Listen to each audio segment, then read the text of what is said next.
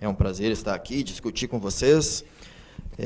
Cadeia de custódia dos documentos arquivísticos digitais, ou seja, um andamento desses documentos, desde a sua gênese, desde o nascimento deles, até o seu arquivamento permanente, a sua difusão, o seu acesso, e esses documentos como subsídio para qualquer uma das finalidades que a gente queira, inclusive para reuso, para dados abertos.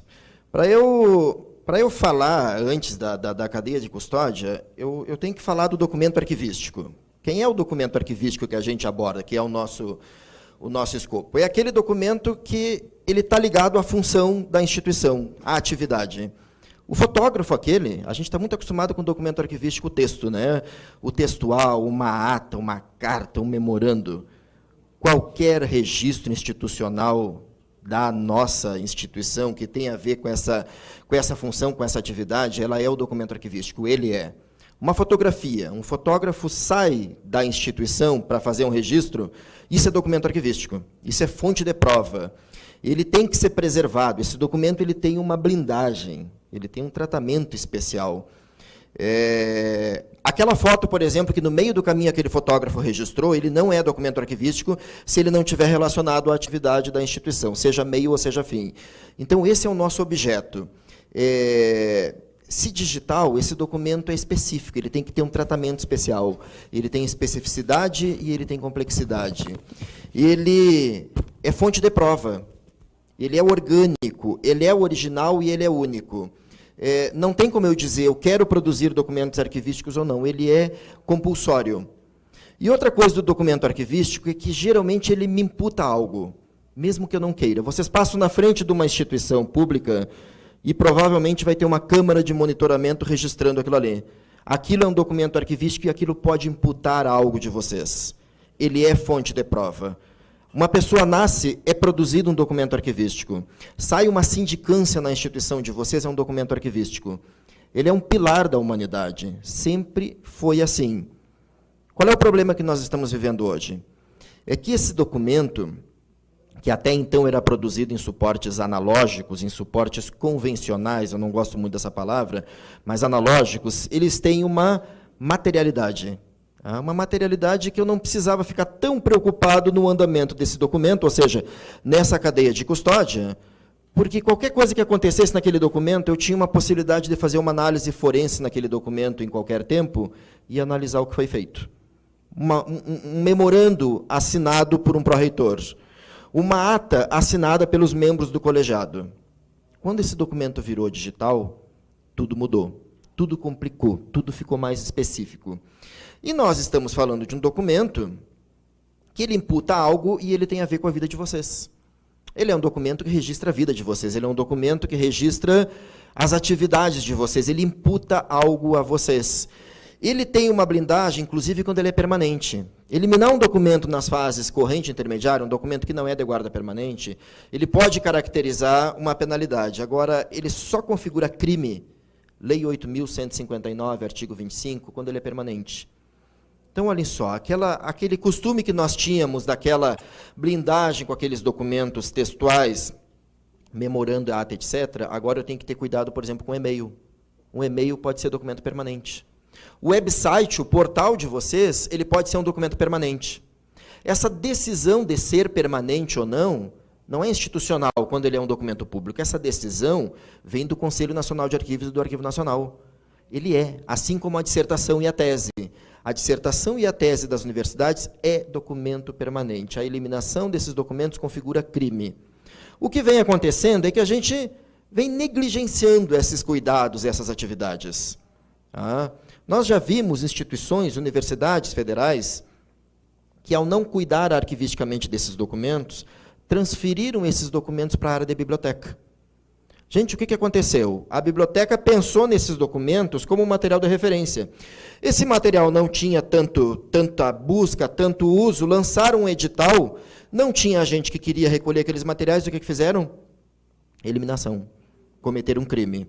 Então, esse é o objeto, essa é a preocupação que eu vou tratar. É tratar a questão de uma linha ininterrupta, de uma cadeia de custódia. Isso é bom porque o Marcelo, o Tuco já falou isso antes. desse cuidado que eu tenho que ter desde a gênese até essa guarda permanente, mas desse material, um material que é fonte de prova, que tem que ser autêntico, que tem que ser seguro. Então, para eu seguir até a cadeia de custódia, acho que a primeira coisa que eu tenho que dizer, o que é um documento autêntico e diferenciar de documento autenticado?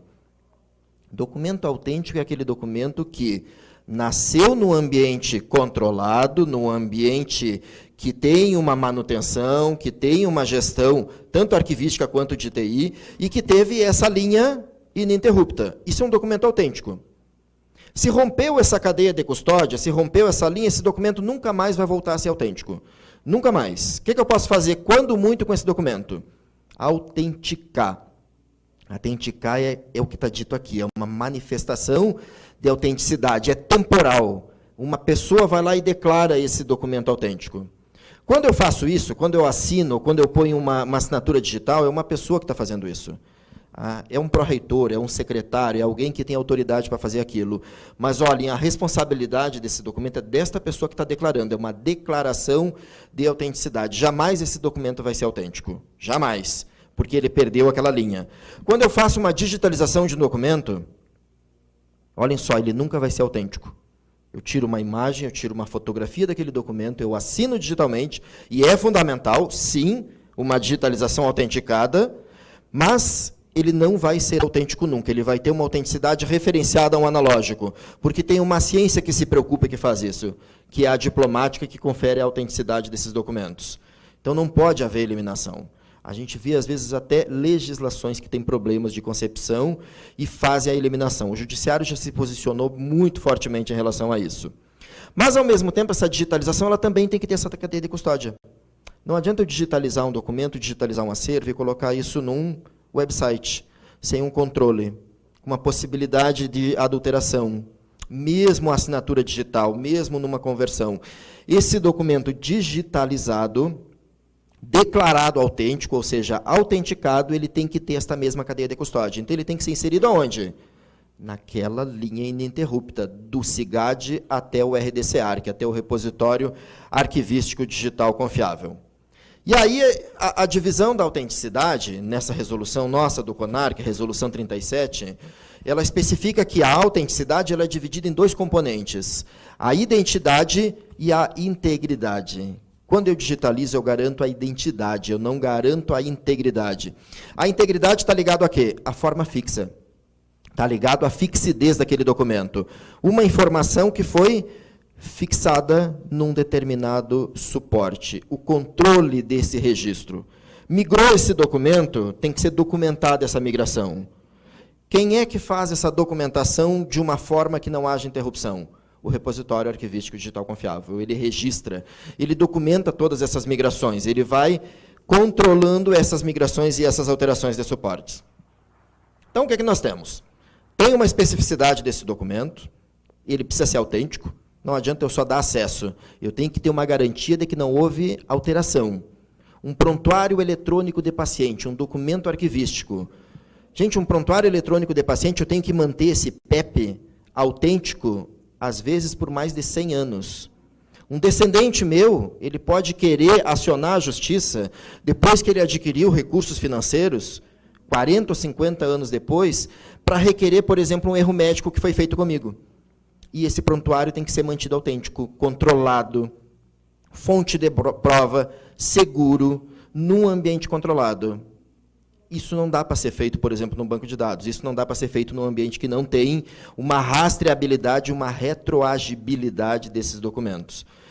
Isso é muito complexo para fazer num sistema de gestão de documentos. Não dá. Isso tem que ser feito num sistema de preservação, num repositório arquivístico. Além disso, a complexidade é outro elemento, a outra característica, outro princípio do documento arquivístico. Ele é complexo, ele precisa de um andamento destes ambientes, desde o ambiente de produção de gestão, que é o SIGAD, até o ambiente de preservação, que é o RDC-ARC. Algumas características para a gente seguir antes. Documento digital não é virtual. Se fosse virtual, seria informação. Ele tem suporte, ele está fixado. E eu preciso da documentação dessa fixidez para garantir a autenticidade. A ciência que estuda A autenticidade de documentos, a diplomática, ela não dá autenticidade na informação. Ela dá autenticidade numa informação fixada num suporte. Ela documenta o registro desse suporte.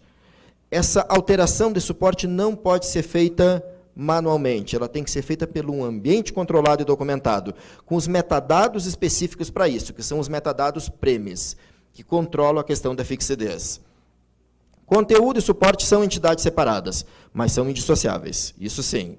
O documento digital é um objeto físico, lógico e conceitual, a imagem que foi apresentada na primeira fala aqui pelo Tuco. E a degradação física é notória. Eu vou ter que tratar essas características do documento arquivístico digital. Então, eu preciso de forma documental fixa, eu preciso de conteúdo estável, organicidade, contexto identificável, participar ou apoiar a ação daquela instituição. Aquele documento que não está relacionado à ação não é documento arquivístico e não deve ser, pelo custo do documento arquivístico, ser tratado sob essa égide. Tá? No mínimo 3 pessoas implicadas e ele não é virtual. Quando eu falo, então, nesse documento arquivístico, o portal, o website, é um documento arquivístico. Quando eu falo dos fazeres institucionais do projeto de pesquisa, projeto de extensão, ele é um documento arquivístico. Aquele material correlato que o pesquisador tem, aquele não está ligado diretamente à atividade meio ou fim da instituição. Aquele não precisa vir para o repositório. Agora, os dados de pesquisa são documentos arquivísticos, sim ou não? Sim. E precisam de uma cadeia de custódia. Preciso do ambiente que mantenha esses documentos autênticos. A própria questão dos comitês de ética agora que a gente precisa é documento arquivístico. As próprias entrevistas, as coletas de dados são documentos arquivísticos. Isso não era solicitado antes. Não, muito dificilmente. A própria arquivologia, ela só dava acesso aos documentos arquivísticos quando esse documento chegava em qual idade documental?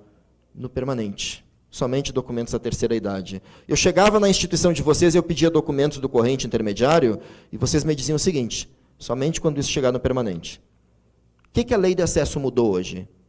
Vocês têm que produzir um documento, esse documento tem que estar online imediatamente. 20 dias é o prazo precaucional para aquela instituição que não está preparada para isso. Ela precisa correr atrás dessa informação e dar acesso. Eu posso solicitar acesso a memorando, eu posso solicitar acesso à portaria.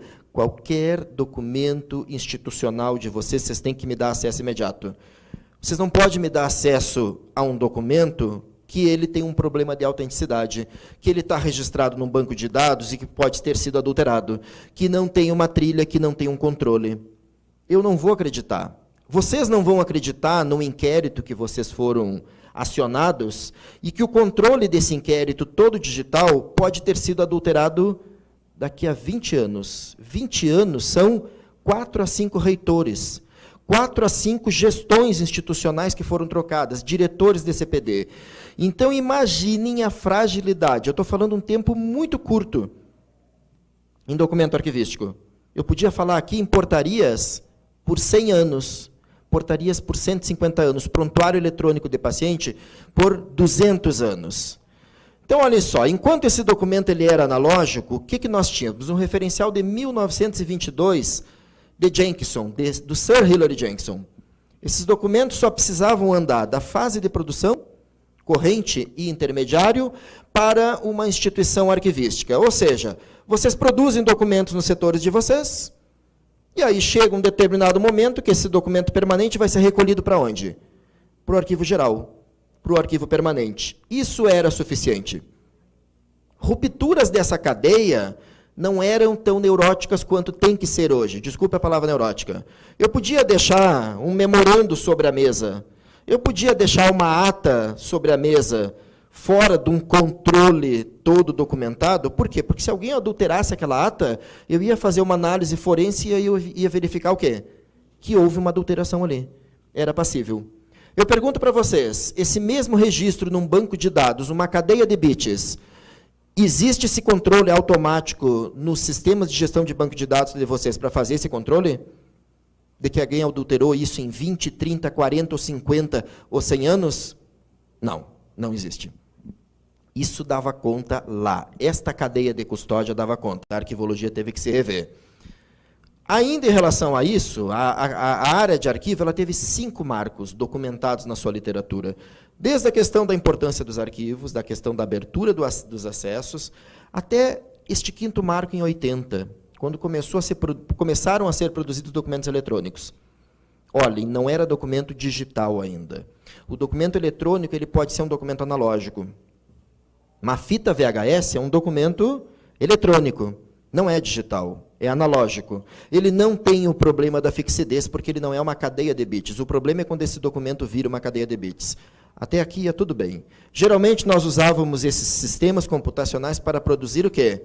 Um documento que ia virar analógico. Era um sistema de elaboração, era um sistema de concepção. O que nós tínhamos, então, e algumas instituições ainda têm? Sistemas de negócio ou de GED que não se preocupavam com a autenticidade. Eu tinha que produzir documentos. Tá? Eu não tinha requisitos arquivísticos contemplados. Eu não contemplava o EARC Brasil, o modelo de requisitos da área de arquivologia.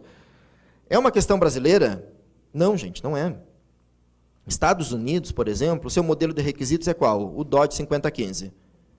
E tem sistemas prontos, 100% compliance ao DOD 5015. No Brasil ainda não tem, 100%. Ou seja, só software privados, públicos, abertos e software livre ainda não. União Europeia, qual é o modelo de requisitos dele? É o MOREC. Já tem os sistemas. Austrália, DIRCS. Então, isso não é algo que foi inventado no Brasil, não. É uma alteração que eu possa dizer para o meu cidadão, você vai trabalhar com documentos autênticos? Você vai substituir o suporte analógico, o suporte convencional? Então, ele tem que ter requisitos para garantir essa autenticidade. A preservação desses documentos era focado na massa documental acumulada, ou seja, depois que esses documentos chegavam lá no arquivo. Isso fez com que a área de arquivo tivesse um determinado preconceito. O arquivo era o depósito, ele não vinha para a concepção, ele não vinha para a questão da gestão. Tinha até aquele preconceito, o arquivo estava lá no subsolo, e ainda eu mandava aquele funcionário que não era um bom funcionário para onde? Para a área de arquivo. Isso mudou completamente. A área de arquivo hoje, ela tem uma concepção de topo, junto com a área de TI. É ela que tem que conceber a autenticidade dos documentos. Por quê? Porque eu podia acumular esses documentos da forma que eu quisesse, nesse depósito, podia ser infestado, podia inundar, e eu tinha metodologia para recuperar esses documentos. Tinha aquela assinatura naquele papel, eu tinha condições, inclusive, de congelar, tirar a sujidade daquele documento e recuperar. Em digital, isso é possível? A autenticidade foi perdida. E aí, o que acontece quando eu perco a autenticidade do documento? Eu vou pagar por isso. A administração vai pagar. Ou vocês vão pagar. Cada um de vocês vai pagar, porque a vida de vocês estará comprometida. Os registros da humanidade estarão comprometidos. A diplomática, que é essa ciência de 1700, que nasceu ligada à história e ao direito, ela chegou a ser abandonada com a questão do suporte papel. Era muito estável. Até o momento atual que nós precisamos de quê? Precisamos retomar essa ciência e inclusive as palavras que foram usadas hoje de manhã aqui. Forma fixa é um conceito da diplomática. Conteúdo estável é um conceito da diplomática contemporânea. Essa ciência teve que se refazer ao estado atual do documento arquivístico digital.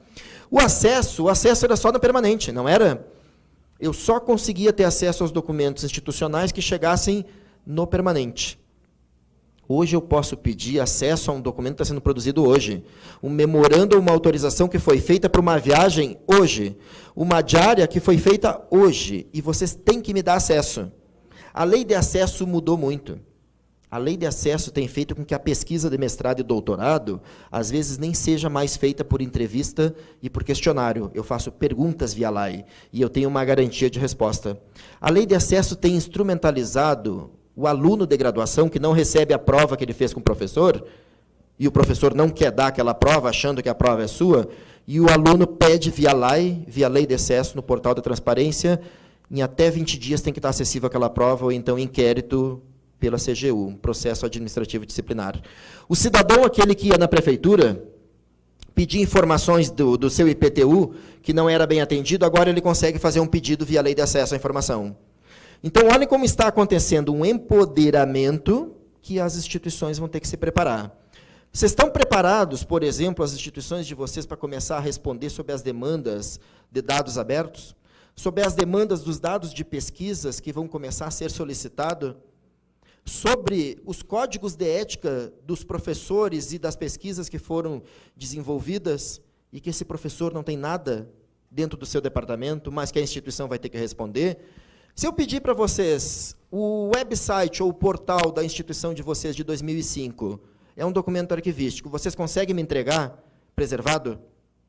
É um documento arquivístico. Esse cidadão ele vai começar a se empoderar, ele vai começar a cobrar cada vez mais esses elementos. Isso são alterações que a gente está chamando de uma ruptura dos paradigmas, de uma desconstrução daqueles paradigmas que existiam e que nós vamos ter que dar conta.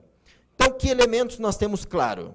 Complexidade e especificidade, o EARC Brasil, 2011, a ISO 16363, que certifica repositórios naquela cadeia de custódia confiável que esses documentos arquivísticos vão ter que andar, o RDC-ARC, que é o Repositório Arquivístico Digital Confiável, a questão da diplomática, esses conceitos que vocês viram. A portaria ela não pode estar em banco de dados, ela tem que ter forma documental manifestada. Ela não pode ser recolhida para o permanente como forma documental diplomática armazenada. Tenho que manifestar. A fotografia digital, aquela que eu vou lá, o fotógrafo registrou em NEF, que é um negativo, ou RAW, ou qualquer outro formato negativo. Aquilo está no formato armazenado. Eu vou poder fazer várias fotos, que nem eu faço no analógico, mais tempo no revelador ou no fixador me dá um outro documento, enquanto o documento arquivístico ele tem que ser manifestado. Então, eu tenho esta obrigação de manifestar documentos. A exibição daquela portaria que foi mostrada para vocês na primeira fala. A Lei 12.527, que prevê que eu tenha que dar acesso transparente. Não é dar acesso passivo, eu não tenho que ficar só esperando aquele pedido. Aquele aluno que pediu, por exemplo, acesso ao orçamento de um curso, e eu respondo aquele aluno, eu tenho que transformar isso em transparência ativa. Da próxima vez, essa informação tem que estar o quê? Disponível online. O envelope de licitação, Lei 8666, eu abri ele é sigiloso só até a abertura do envelope. Abriu, ele tem que estar online, disponível. Num ambiente autêntico controlado, eu não posso ficar utilizando sistemas não autênticos. Não adianta ficar levantando um CMS para fazer isso, um Joomla, um Drupal, ou desenvolver qualquer solução. Eu vou precisar de soluções autênticas e confiáveis. Por quê? Porque esse documento arquivístico que eu vim falando com vocês, ele é complexo. Ele tem que ter um cuidado. Ele imputa algo da vida de vocês. Então, o que nós precisamos disso aqui? De uma cadeia de custódia digital confiável. O andamento desses documentos arquivísticos sem uma interrupção. Eu não posso ter um sistema de processos, por exemplo, como o SEI, que num determinado momento eu vou exportar esses documentos num storage e eu vou romper a cadeia de custódia. Eu não vou, por exemplo, poder ter um e-mail, num sistema de e-mail, num POP, num IMAP, e num determinado momento eu salvar esse PDF e assinar, porque ele perdeu a sua cadeia de custódia. Esse momento da assinatura da exportação, ele está factível de adulteração dessa cadeia. Eu posso inserir mais dados ali, eu posso adulterar. Então, ele saiu desse ambiente controlado. Cadeia de custódia. É um conhecimento, é um referencial que a gente já está se acostumando a ver, inclusive, no direito, gente. Isso aqui é só um texto que eu trouxe do Stapanovski aqui, mas inúmeros outros autores estão trabalhando. O que ele diz? Que o e-mail, para servir como fonte de prova, ele precisa do quê? De uma cadeia de custódia. Agora não basta mais vocês pegarem um e-mail que alguém acusou vocês e vocês imprimirem aquele e-mail e irem lá e abrir um processo. É claro que se a outra parte não negar essa fonte de prova, não tem problema, eu estou aceitando. Agora, a partir do momento que os advogados estão negando essa fonte de prova, tecnicamente, vocês vão precisar ter um controle dessa cadeia de custódia. É isso que está acontecendo. Os documentos arquivísticos precisam de uma linha ininterrupta, de uma cadeia de custódia confiável. É essa aí, gente. Vocês têm aqui apresentado, por idades documentais, corrente, intermediário e permanente, e olhem a divisão. Corrente, intermediário, eu estou numa fase de gestão de documentos. Próximo a mim, produção. Quem é o sistema responsável por essa etapa? É o SIGAD. É o Sistema Informatizado de Gestão Arquivística de Documentos. É um conceito, não é uma marca, não é um software específico. Ele tem requisitos que é emanado pela EARC Brasil. Estados Unidos, quem é que emana esses requisitos? DOD 5015. União Europeia, MOREC, Austrália, DIRCS e assim por diante no planeta inteiro. O Brasil não vai poder ficar a parte disso. Nós temos software livre disponíveis, como Nuxel, Knowledge Tree, que são compliance ao DOT 5015, mas nós não temos ainda ao EARC Brasil. E os sistemas institucionais das instituições de vocês ainda não estão compliance ao EARC Brasil, que precisam, para dizer, eu efetivamente estou produzindo documentos autênticos. Só que esses documentos, nesta fase de gestão, a parte verde, chega uma hora que eles vão se tornar permanentes. E eles vão ter que ser recolhidos para um lugar protegido, para o arquivo permanente. Aquele arquivo da instituição de vocês que manda aqueles documentos que vão ter que ser guardados para sempre. Aquele arquivo municipal da cidade de vocês. Eu já vi, por exemplo, o arquivo municipal aqui de Gramado. O arquivo histórico do Estado. Aquele arquivo nacional protegido, aquele lugar que entrou um documento lá, não pode sair nunca mais. Se entrou por equívoco, também não sai, tem que fazer recorte temporal. A mínima possibilidade de avaliar um documento permanente comete crime, é cadeia. A mesma coisa tinha que existir no digital. Um arquivo permanente digital. Quem é? É o repositório arquivístico digital confiável, auditado. Então, esse documento ele não pode, ao receber a chancela de permanente, ficar nessas duas idades. Ele tem que ser recolhido para o permanente. Ele tem que andar, ele tem que sair do sistema de gestão, do sistema de negócio e ser preservado naquele ambiente que tem um epistema todo focado na preservação, manutenção da autenticidade, garantia de acesso a longo prazo e difusão desses documentos. Por que, então, RDC-ARC e cadeia de custódia? Porque nós estamos numa fase de transição. Nós já não estamos mais produzindo todos os nossos documentos analógicos. Vocês devem ter ouvido falar muito na virada de chave. Nós temos uma data para uma virada de chave de que todos os processos não serão mais em papel. Isso é de conhecimento de vocês, né? Nós temos uma data. Nós temos uma virada de chave também para o assentamento funcional digital. O prontuário de vocês, o dossiê de vocês, da vida funcional, ele não vai ser mais papel, ele vai ser 100% digital. Vocês têm noção que, se não for num sistema confiável, a vida funcional de vocês estará em risco? Vocês têm noção que esse processo, que será feito via SEI nas universidades e via Ministério do Planejamento, se não forem confiáveis, um processo administrativo disciplinar. Vocês vão confiar num PAD que está feito num ambiente não controlado, não seguro, não autêntico? Vocês vão se aposentar. Daqui a 40 anos, vocês não estarão mais na instituição. E poderá ser imputado algo na vida de vocês. Poderá ser alterado um código de uma tabela, de um banco de dados relacional, que vai imputar algo da vida de vocês. Não, é claro que não pode. É claro que a humanidade não permitiria isso. E aí a pesquisa teve que evoluir, uma pesquisa multidisciplinar, ciência da informação, arquivologia, computação, direito, etc., até chegar numa solução para tudo isso. É o nato digital que substitui esse documento analógico. Tá?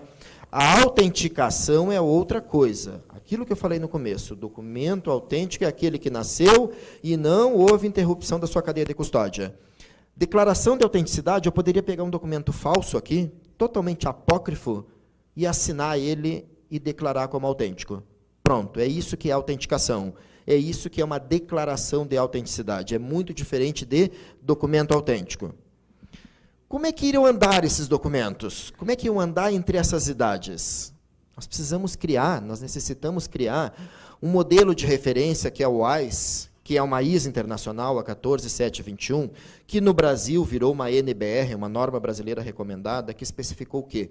Um ambiente de andamento. No Brasil, ele foi traduzido para Sistema Aberto de Arquivamento de Informações. Ele especifica um produtor, que é o sistema de gestão de vocês, o SIGAD, ou o sistema de negócio, ou o sistema de processos administrativos, que vai andar por pacotes até um ambiente de preservação que é o arquivo permanente. É o RDC-ARC. Tá? É o repositório arquivístico digital confiável. E o acesso, olhem só, o acesso não se dá nesse ambiente. Esse ambiente é uma zona militarizada, computacionalmente falando. Eu não posso dar acesso. O acesso é no ambiente externo. Olha aquele pacote DIP ali do consumidor. Quem é que desenvolveu esse modelo? A NASA. A NASA precisava de uma solução para documentos que estavam sendo perdidos, software, inclusive sistema operacional de sondas que estavam sendo perdidos, inclusive fotografias, inclusive vídeos, que eles não estavam conseguindo gerir num ambiente autêntico de preservação, fonte de prova. E aí criaram esse modelo, o SAI. A CCS-DS é o comitê da NASA que precisava estabelecer. Esse modelo tem as 3 entidades, produtor, administrador e consumidor.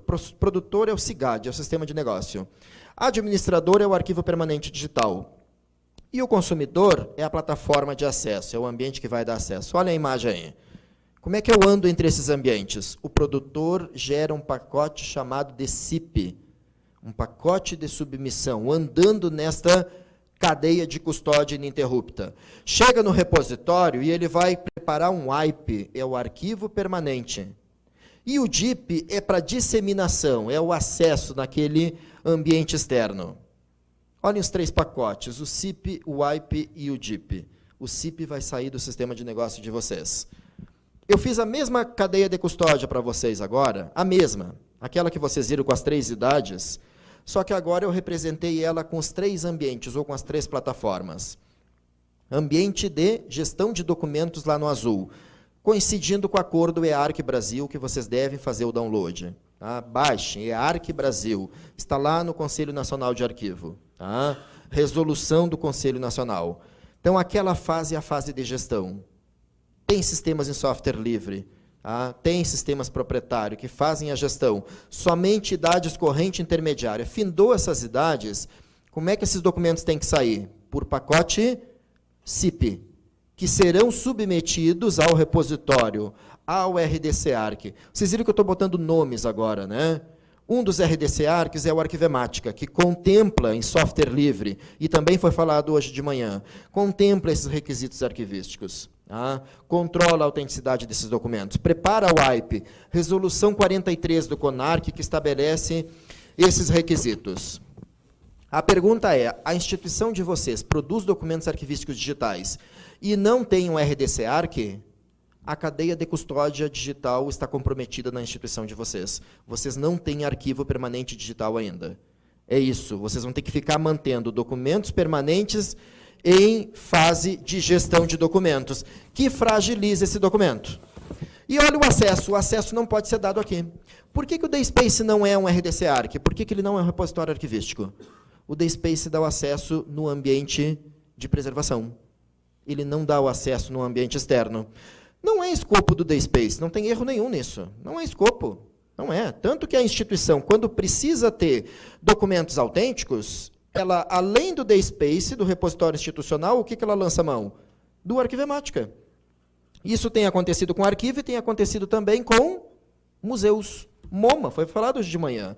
Museu de Arte Moderna de Nova York. Eles precisavam de garantir a autenticidade das obras digitais, das artes digitais.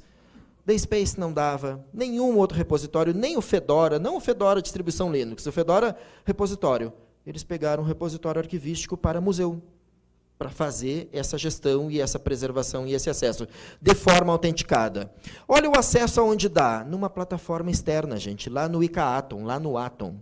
É um ambiente externo, normalizado para fazer o acesso desses documentos. Geralmente, institucionalmente, a adoção dessas plataformas se dá assim, da direita para a esquerda, quanto que, na verdade, o correto deveria ser da esquerda para a direita. Eu estou produzindo documentos arquivísticos digitais, lá na fase de gestão, vou ter repositórios para fazer preservação e a difusão lá na plataforma de acesso. Não é assim. A maioria das instituições começaram adotando o ICA-Atom, uma plataforma só para acesso, só para difusão. E depois as instituições vão voltando, adotando o repositório e adotando o sistema de gestão. Plataformas de acesso. Eu vou dar uma corridinha pelo tempo. É denso o material, mas eu queria passar para vocês a ideia do todo. Eu preciso passar essa ideia para vocês levarem essa concepção. Não é só ICA-Atom, Content-DM, Artivist Toolkit, mas definitivamente todas as pesquisas que foram desenvolvidas até hoje dão ao ICA-Atom todos os requisitos da área de arquivo para a questão de manutenção da autenticidade.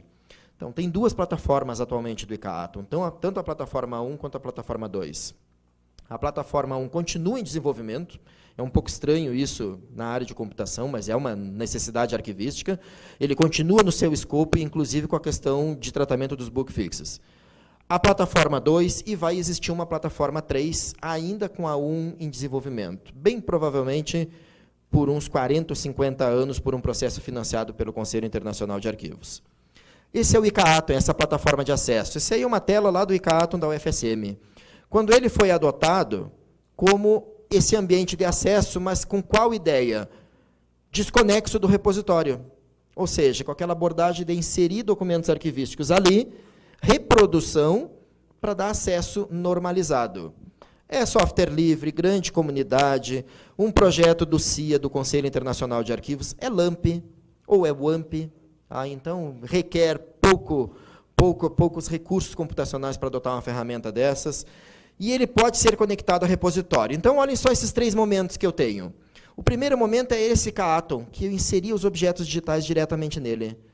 O segundo momento é quando esse ICA-Atom ele é começado a utilizar para difusão. Eu começo a usar ele lá no setor de lei de acesso, eu começo a usar ele lá no setor de licitações, como uma plataforma de acesso arquivística. E o terceiro e mais desejado, quando ele contém uma cadeia de custódia.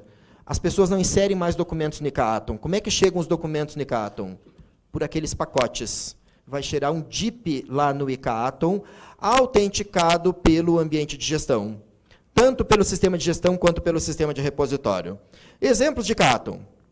Federal de Goiás, UFG, isso aqui eu vou passar rápido. Justiça Federal do Rio Grande do Sul, o seu ICA-Atom institucional. Aí o Arquivo Municipal, Histórico Municipal de Santa Maria, com 78 mil fotografias da cidade de Santa Maria. Está aí o Patrimônio Arquivístico da UFSB. Está aí a cidade de Vancouver, no Canadá, Memorial do Legislativo do Rio Grande do Sul, Arquivo Público do Estado de São Paulo, Assembleia de Minas Gerais, poderia listar mais uma dezenas. A pergunta é, a instituição de vocês já tem uma plataforma arquivística estandardizada de acesso, difusão e descrição? É essa. Vocês podem ter imediatamente isso, começando simplesmente como plataforma de acesso e depois fazendo aquele caminho interligando ao repositório. Vou para o repositório, gente. Plataforma de preservação. Quem é que eu vou focar aqui nessa plataforma de preservação e de acesso a longo prazo? Eu vou focar que antes de ter esse repositório, como é que nós fazíamos preservação digital? Nós migrávamos, convertíamos, nós emulávamos, nós virtualizávamos materiais, um material multimídia, que, a curto prazo, isso é muito complexo. Eu estava terminando de converter uma VHS e eu já tinha um outro material para refrescar.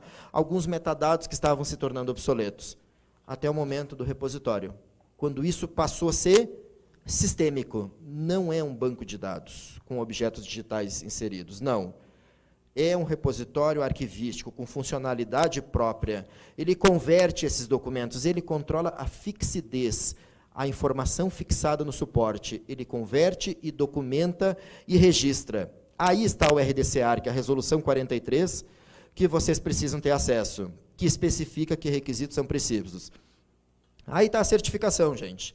O modelo brasileiro está indo pela ISO 16363. A União Europeia se dedicou muito mais ao Nestor. O modelo alemão é muito mais exigente, o modelo alemão. São as avaliações que eu vou ter para esse repositório, dizer que ele é autêntico. O Arquivemática é o repositório que a gente adotou. Por quê? Porque ele contempla absolutamente todos os requisitos que a gente precisa de autenticidade. Está aí a tela do Arquivemática, baseado em padrões, tem um plano de preservação digital embutido, converte os documentos de vocês, eu posso submeter pacotes com os mais diferentes formatos, eu posso submeter um áudio proprietário, ele vai converter para um aberto. E aí ele vai gerar os 3 pacotes, ele vai gerar o pacote de preservação, olha um vídeo aí, tente localizar vídeo. Ele recebe um FLV, que é um formato de celular, por exemplo, ele vai gerar um formato de preservação no AIP, Matroska Vídeo, MKV, e vai gerar no AIP, no formato de preservação, assinado e autenticado. E ele sozinho vai gerar a derivada de acesso lá para o ICA-Atom. Olha ali na mesma linha qual é a derivada, MP4. E ele vai autenticar também essa saída lá no ICA-Atom, dizendo que aquele ambiente de acesso recebeu um pacote autêntico do repositório. Ele vai colocar uma assinatura lá naquele repositório. Esses RDC Arc também, eles são subsídios para Big Data, porque eu posso me conectar a esse repositório. Gente, dados abertos, gente. Não posso ter acesso a dados abertos, que eu não tenho acesso, eu não tenho segurança da autenticidade desses dados abertos. Eu preciso ter uma garantia. Então, eu tenho que ter um ambiente controlado quando for documento arquivístico, porque é um requisito legal, porque é uma exigência. Princípio da reusabilidade. Eu posso colocar o formato original de elaboração desses documentos, também nesse mesmo pacote do Arquivamática, do repositório. Está aí o workflow dele, está aí o andamento desse pacote. Olhem só, como é que ele armazena os documentos? Ele não armazena em banco de dados. Não, ele não coloca os objetos digitais no banco de dados, ele coloca em pacotes. É uma especificação aberta que foi criada pela LOC, a Biblioteca do Congresso Americano, chamada Baggett. Esse formato, está aí um desenho de um dos Baggetts para vocês. Ele é um formato independente. Eu posso desligar o Arquivemática e eu acesso os pacotes autênticos com as suas trilhas. Eu posso tirar o Arquivemática e adotar o repositório dos portugueses, por exemplo. Como é pacote, ele se conecta e reingesta esses materiais. É claro que eu não vou poder ter a ruptura da cadeia de custódia. Eu vou ter que fazer de uma forma autêntica, documentada isso. Eu vou ter que parar o serviço e, através da auditoria da ISO 16363, documentar que eu estou alterando de plataforma, de Arquivemática para o Roda, que é um outro repositório de software livre, que é o Arquivo Permanente Digital. Ali embaixo estão os códigos, nas mais diversas linguagens de programação, para elaborar pacote. O simples fato de elaborar pacote de preservação já é melhor do que deixar formatos numa mídia de armazenamento, num storage, porque ele trabalha com formato de preservação aberto. Número de arquivos por diretório, formatos, caracteres, então ele tem uma especificação para fazer isso. O Arquivemática não trata direto com o storage, ele tem um sistema de storage service. Ele já tem pronto para conectar, por exemplo, com o DuraCloud. Ele já está pronto nessa camada, por exemplo, para conectar com a Amazon, com o S3, ou Glacier, por exemplo, ou fazer armazenamento em filme digital. Ele já está pronto isso. Então, são camadas que foram construídas para que ele conseguisse dar conta do gerenciamento desse material digital de forma autêntica. Eu posso armazenar no Glacier do Amazon, mas ele vai armazenar isso cifrado já, de acordo com o código que foi gerado aqui no Arquivemática. Então, ali está, de novo, a cadeia de custódia digital, inclusive com armazenamento de 3 camadas. Tá? As assinaturas digitais, gente. As assinaturas digitais agora podem sair do próprio repositório. O repositório vai assinar e dizer, esse pacote que está saindo daqui é autêntico, foi controlado com uma cadeia de custódia digital confiável. Olha o ICA-Atom aí. Como é que é a assinatura que vai lá para o ICA-Atom, para a terceira plataforma? Está pequenininho aquele vermelho, eu vou ampliar para vocês. Olha lá, o objeto, cada imagem, cada documento tem um código. E cada pacote AIP tem um código também. Então, quando o pesquisador for lá fazer uma pesquisa no arquivo permanente digital de vocês, ele vai recuperar esse código e esse historiador, esse pesquisador, vai poder ir no repositório, checar esse pacote e ver toda a trilha. A trilha não vai para o ICA-Atom, não vai para a plataforma de acesso. A trilha fica no arquivo permanente, reservado, controlado, auditado. O ICA-Atom está numa zona DMZ, desmilitarizada, ele pode ser invadido. Não aparece esse campo para ser lançado por um usuário. Alguém, um DBA aqui vai me dizer o seguinte, mas eu posso logar no MySQL ou qualquer outro banco de dados e inserir esses dados. Mas isso vai gerar um código de inconformidade aonde? Lá no repositório que gerencia esses códigos.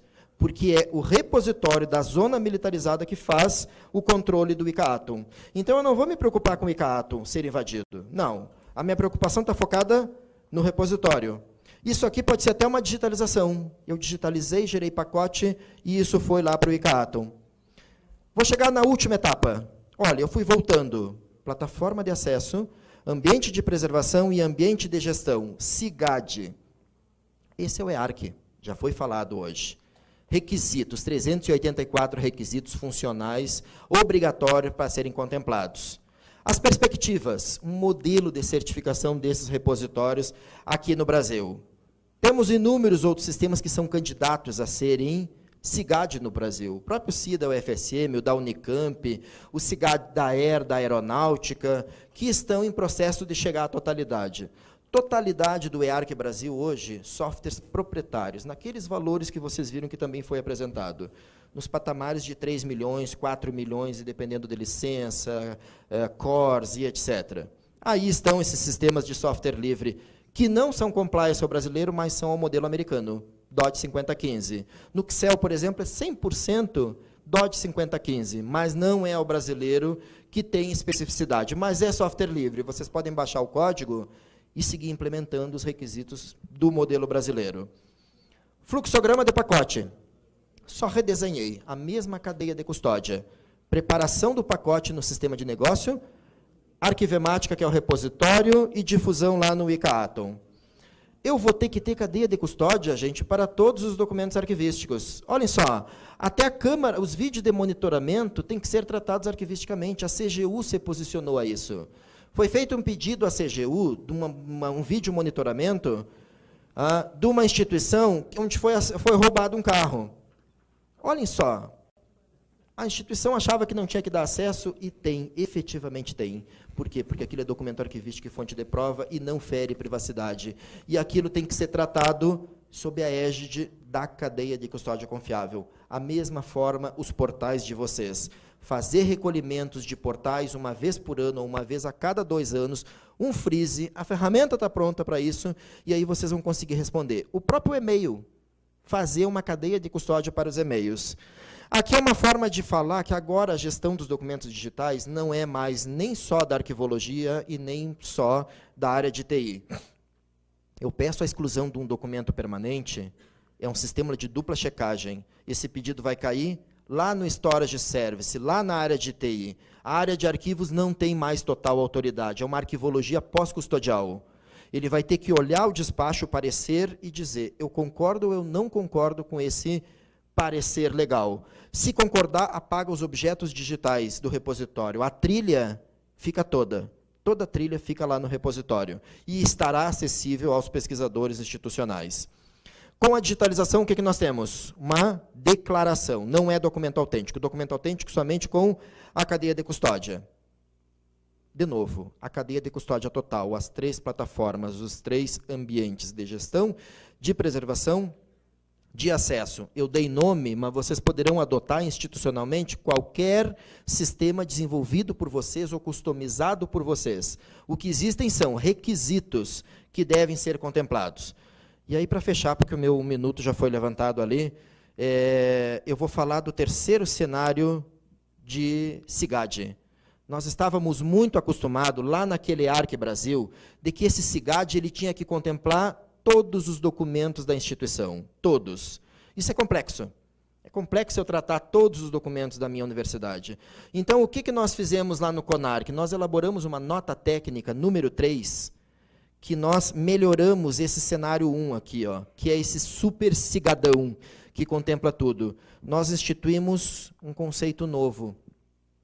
O sistema de negócio, aquele sistema de negócio qualquer, aquele processo de negócio, incorpora as funcionalidades do SIGAD só para aquele sistema de negócio e ele se torna um SIGAD de negócio, um afastamento de servidor, um diário de classe digital, um sistema para digitalização de documentos. Eu coloco os requisitos funcionais e esse documento interopera diretamente com quem? Com o RDC-ARC, com o repositório. Eu não vou contemplar nenhum outro documento, único e exclusivamente aquele sistema de negócio. Então, isso tem pressuposto para a gente um potencial de avanço muito grande. Existem fios para serem amarrados institucionalmente para a gente dar conta de todos os SIGADs. Então, a gente pode focar num e depois chegar à totalidade, que é esse SIGAD que vai contemplar todas as gestões. Eu deixo as considerações finais para vocês, mas é insistindo na questão de que tem que ter um programa de gestão arquivística, desde a gestão, a preservação e a acesso. Esse acesso tem que ser autenticado, tem que ter uma cadeia de custódia digital confiável, não pode ter interrupções. Se interrompeu, perdeu a autenticidade. Eu posso ir lá e declarar autêntico, mas isso Não é autenticidade, é uma declaração. E deixo os contatos também, e vou estar na parte da tarde para conversar com quem tiver afim, principalmente considerando o horário agora. Obrigado. Obrigado, professor Daniel. Abrimos para discussão. Questionamentos?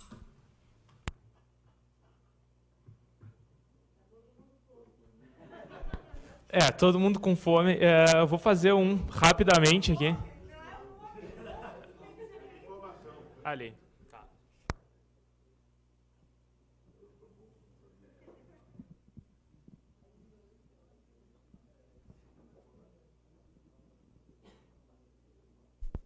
Oi, Isaac, escritório de processo da Universidade Federal do Rio Grande do Sul. Meus parabéns pela apresentação, muito esclarecedora. Duas questões, na realidade. Lá no escritório de processos, lá na URGS, na realidade, a gente foi um dos primeiros a implantar o SEI, né? E não só o SEI, a gente trabalha com os processos de negócio e, às vezes, ele chega na sua melhoria na automação, como é o caso de interações acadêmicas. E nessas interações acadêmicas existem projetos, né, cooperação técnica, né, entre professores, convênios firmados com empresas, e são todos gerados documentos, né, que muitas vezes não são tratados dessa forma que você falou. E aí eu confesso que fiquei preocupado, que muitas vezes a gente foca na melhoria pontual, mas não se dá conta da lei, por exemplo, da lei de acesso, né, a transparência.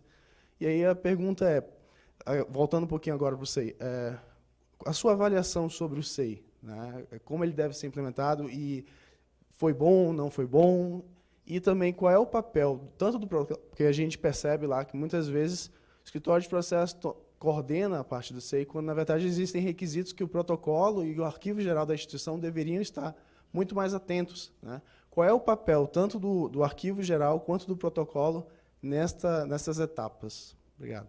Obrigado pela pergunta. Gente, desculpa pela corrida, né? Mas não tinha como eu tentar abreviar qualquer uma parte, porque vocês viram que precisava desse entendimento do todo. A pergunta é super oportuna. O SEI ele não é um SIGAD. O SEI é um sistema de negócio, ele é o melhor sistema para a gestão de processos. Utilizar ou adotar o SEI para tratar documentos arquivísticos que não sejam processos, definitivamente é um risco e um grande perigo. Tem instituições que estão utilizando o SEI, inclusive, para fazer solicitação de férias. O que o SEI faz? O SEI foi desenvolvido no 4º TRF do Rio Grande do Sul para tratar de quê? De documentos de processo no judiciário. Se docializa tudo. Quando eu docializo um documento arquivístico, o que eu faço? Eu cometo um crime arquivístico. Eu tiro a atividade que está naquele tipo documental simples e tudo vira container, processo. SEI tem mais problemas, inúmeros.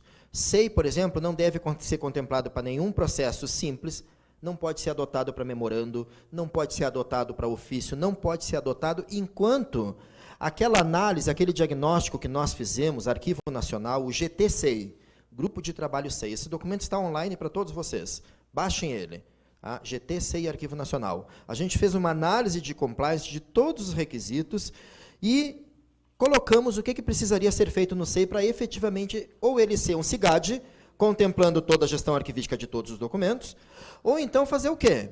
Ser um SIGAD de negócio, única e exclusivamente para processos, que é o que a gente mais tem visto no SEI. É isso que vai acontecer. SEI tem problema de classificação, tem problema de avaliação. Tá? O SEI não projeta o requisito, por exemplo, do que está sendo produzido e quanto vai ser recolhido. O SEI armazena os documentos em banco de dados, inclusive da fase permanente, o que não pode. O documento, ao tornar-se permanente, o que ele tem que acontecer? Tem que sair da fase de gestão de documentos e tem que ir para um repositório, para aquele arquivo hemática. O SEI tem um epistema de manter esses documentos sempre no banco de dados, sempre em registro de banco de dados. Ele tem que empacotar. O SEI tem que ter um entendimento que ele é corrente intermediário. Ele tem que preparar CIP, pacote de submissão, que tem que ir para o permanente, para o arquivo hemática. E o acesso tem que ser na plataforma de acesso. Tá? Isso são requisitos de área. Como é que a gente vai dizer em relação ao SEI? A gente até recomenda o SEI, sim. Por quê? Porque o Ministério do Planejamento adotou como uma ferramenta que vai usar, tem investido muito no desenvolvimento, o assentamento funcional digital, o AFD, o material nosso de casa, a minha ficha de funcionário, vai ser com SEI também. O que está precisando acontecer? Está precisando acontecer um fork desse projeto, que hoje está muito vinculado ao 4º TRF, judiciário aqui do Rio Grande do Sul, e que ele precisa se independizar e contemplar questões do executivo, do legislativo, porque o judiciário é diferente. A gente sabe que isso vai acontecer, as análises estão feitas, os diagnósticos foram elaborados, não tem nenhuma problemática. O barramento SEI que foi construído agora pelo Ministério do Planejamento, a análise técnica que a gente fez, ele dá condições perfeitas de fazer o quê? Esse arquivamento no repositório arquivístico digital confiável. Então, é possível. Agora, instituições que já têm os seus sistemas, o FSM que tem o SEI, tem o CIE, por exemplo, não vai pelo SEI.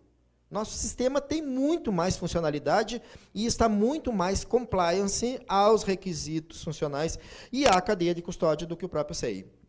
Agora, a gente sabe que tem instituições que não têm e que daí o SEI realmente é fortemente recomendado para essas instituições. O processo é irreversível, o SEI vai contemplar os requisitos funcionais, isso a gente tem conhecimento. Espero ter respondido.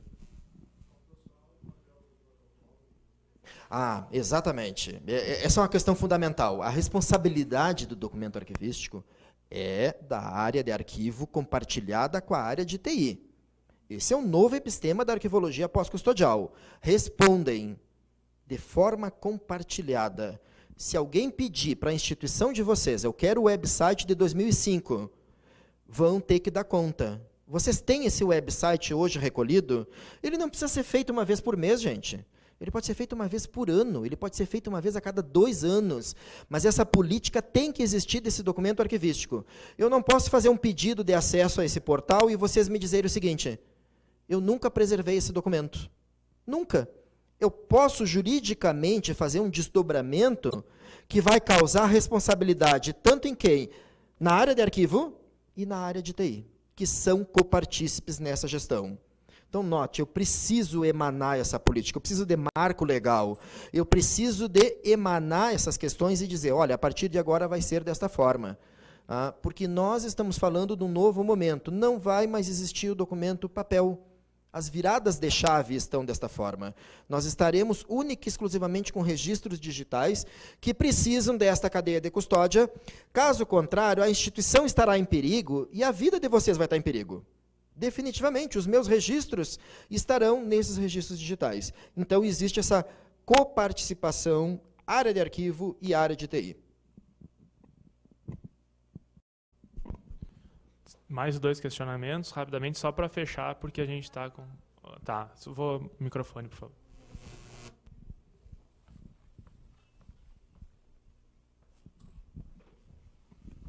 Tudo bom, Daniel? A gente Tudo se viu bom? lá em Goiás, né? Só complementando a questão do SEI, já foi anunciado, claro que os prazos, que nem o barramento, a gente não sabe quando vem, o SEI vai poder tramitar só documentos agora, sem botar número de processo. Então, a próxima atualização do SEI está atendendo a vários requisitos da CONARC agora, a vários que tu falou, e acho que agora vamos começar a melhorar um pouquinho. Então, o pessoal que vai botar o SEI, não se preocupa que a coisa está avançando. Exatamente isso. A gente tem, inclusive, recomendado, porque o documento simples está vindo, a recomendação para as instituições que estão adotando, não produzam um documento simples no SEI hoje, só produzam processos, porque essa alteração vai vir. O empacotamento, pelo barramento, vai vir também. E a classificação e a avaliação, que hoje no SEI a gente consegue fazer por metadados, a gente injeta metadados, não é funcional ainda, eu tenho que fazer consultas, isso vai estar operante e funcional na próxima versão. Vai, definitivamente. Sou Ricardo Carvalho, analista de Tecnologia da Informação da Universidade Federal da Paraíba. Novamente, parabéns pela excelente palestra. Eu vi num dos seus slides uma citação ao CIPAC. Nós, lá na UFPB, adotamos os SIGs da UFRN, e gostaria da sua opinião em relação a uma análise similar ao SEI para o CIPAC. É possível? É possível, sim. A gente tem um estudo em relação ao CIPAC da UFRN, obrigado pela pergunta, e tem o CIGED, tem os outros sistemas paralelos que eles têm, eles estão mais compliance ao EARC do que o próprio SEI. Eles estão. E todos esses requisitos agora que foram exigidos, inclusive a questão do AFD, o pessoal da Federal do Rio Grande do Norte já está em amplo desenvolvimento. A única coisa que a gente tem é que a gente sabe que tem desdobramento financeiro nessa questão. Isso é uma preocupação que a gente tem. Aquela instituição que não atender a demanda financeira, ela pode ficar limitada arquivisticamente ao acesso. Olhem, documento arquivístico não pode ter restrição de acesso nunca. Por isso que o software livre tem tudo a ver com a questão do documento arquivístico. Eu posso usar software proprietário em qualquer atividade, menos no documento arquivístico. Nem formato, nem sistema, nem padrão, porque qualquer tipo de interrupção de acesso para o cidadão configura ilegalidade.